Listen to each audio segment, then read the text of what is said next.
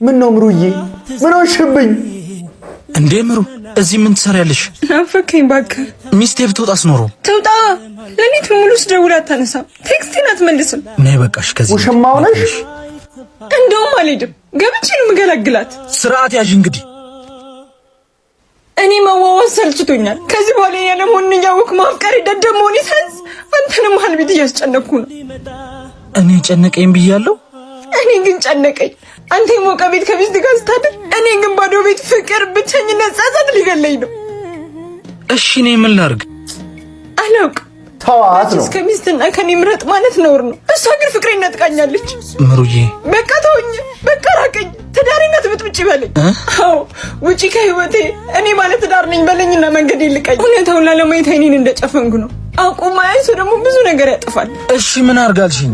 አንተ እኮ መነሻ መድረሻም አለ። እኔ ግን መንገደኛ ሆኜ ቀረሁ። ማረፊያ እንኳን የለኝም። መሀል ሰፋሪ አላሳዝንህም? እሺ የፈለግሽው ማድረግ ትችያለሽ። ነይ እንሂድ። ልቀቀኝ። ምኑን ላድርገው? ላፋታ? ልተወው? ሁለቱም እኮ ህመም ነው። ልክ ነህ። የሰው ቤት ውስጥ ገንጥሎ ገብቶ ሰላም ነህ አይባልም። መልካም ትዳር። አስበይሺ። ልቀቀኝ። እንደዛ ጣጭበት። ቀለል እንዲልሽ ውርድ እንዲልልሽ ጨከን እንድትይ መጠጣት ነው።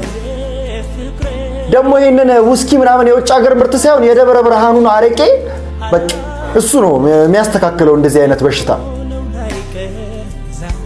ያገባን ሰው በምን አግባብ ነው አፈቀርኩ የኔውን ምን አይነት ታሪክ ነው?